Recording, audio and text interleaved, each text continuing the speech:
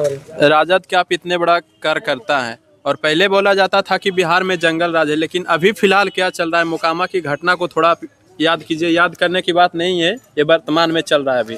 देखिए, सबसे पहली बात तो आप जो बात उठाए मोकामा को लेकर, जिसमें दुलारचंद यादव जी की हत्या हुई है, वो हत्या नहीं, निर्मम हत्या की गई है।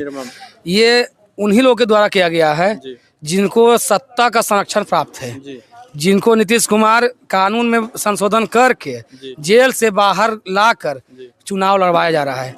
वो वैसे इंसान को लड़वाया जा रहा है इस पर चुनाव, जिसके साथ इसके पहले ऊपर भी कई आपराधिक घटनाएं, कई हत्याएं का जो है आरोपित वो व्यक्ति हैं, और फिर भी उनको सत्ता का संरक्षण देकर कानून में बदलाव करके लाकर और उसको बाहर निकाल के फिर से दुलाचंद की हत्या किया गया है।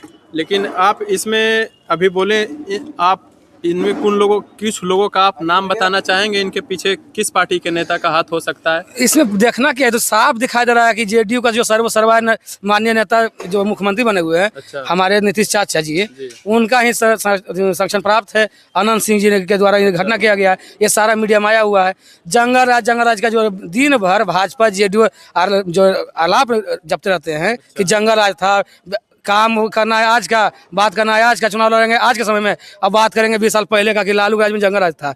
जंगल राज उसी को कहिएगा ना।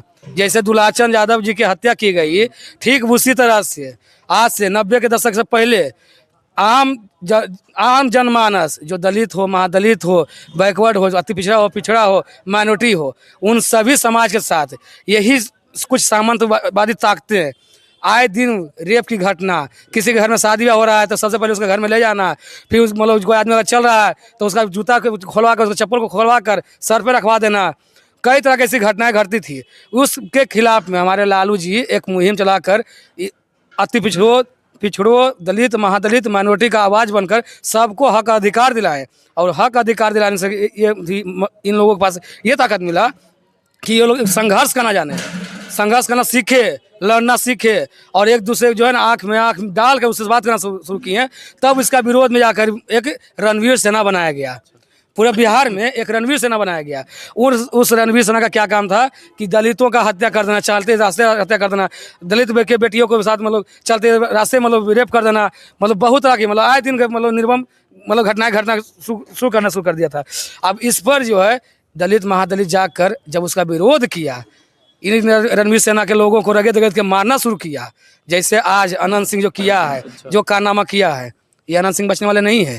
ये चाहे आ जाए, अनंत का अंत निश्चित हो गया है। दुलारचंद जी अमर हो गए हैं।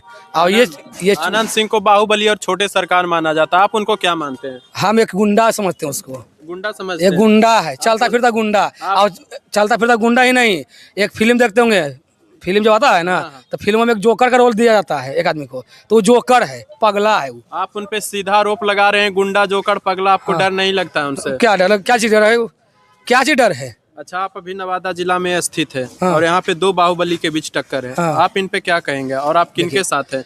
क्योंकि जो पहले यहाँ के वर्तमान विधायक है वो भी राजद से ही थे, और अभी फिलहाल वो जदयू से टिकट लेकर नवादा से लड़ रहे हैं कौशल यादव के खिलाफ। लेकिन आप किनके साथ हैं? देखिए, बात सबसे पहले आपको बताना चाहते हैं कि बाहुबली कुछ शब्द नहीं होता है।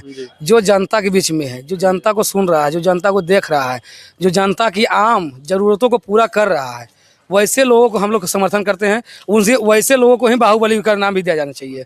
यही नहीं कि भाई किसी को जाके गाली देते हैं, किसी घर में जाके लूट हत्याकांड कर दिया कोई, ये वैसा नहीं होता है। ये बाहुबली शब्द सबसे पहले बात जो है इसका हम खंडन कर देते हैं कि बाहुबली कोई होता नहीं है। अगर आप जनप्रतिनिधि बने हैं तो आप जनता की बात कीजिए, जनता की जो है सुख सुविधा की बात कीजिए। जनता को क्या चाहिए?